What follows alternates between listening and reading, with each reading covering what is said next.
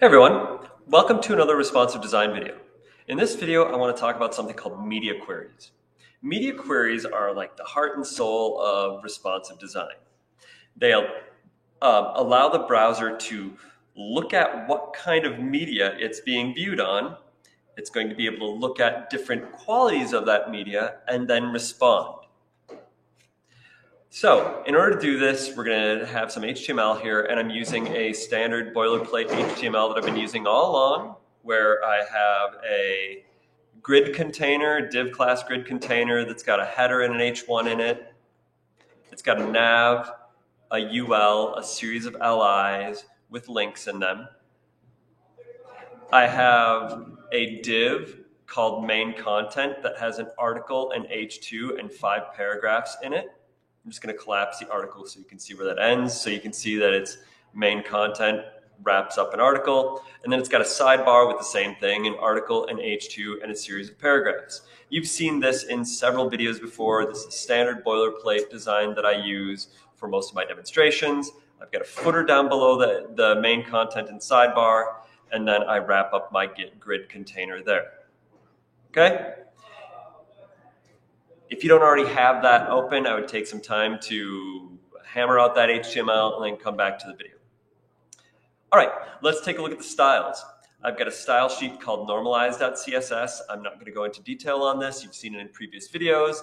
It basically just sets all of the styles to a baseline so that the web page will look the same in all browsers. And then we've got another style sheet called MediaQ, which is for media queries. Let's take a look at this style sheet.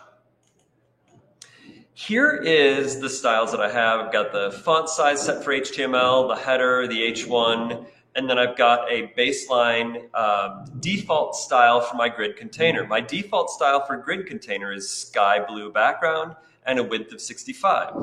I'm going to look at this in the browser. Oh, wow, that's not sky blue and a width of 65. That's yellow and 100% width. Something's odd here, and let's see why that is.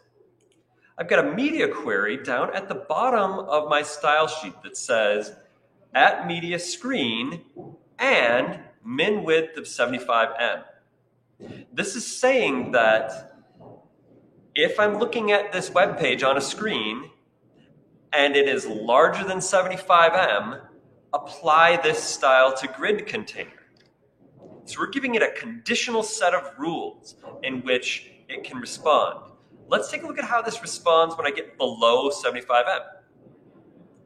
Make it narrower. Oh, there it is. There is what I would call my breakpoint. I get to 75em or lower, and it goes to my default.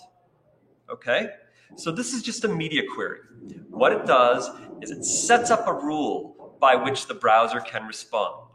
We're going to look at these in future videos, and we're going to put together full websites that have several breakpoints that we're going to set up based on how the page would look in at different sizes. And we're going to have it respond using these breakpoints to different widths of viewports so that your pages will look good on small devices and large devices.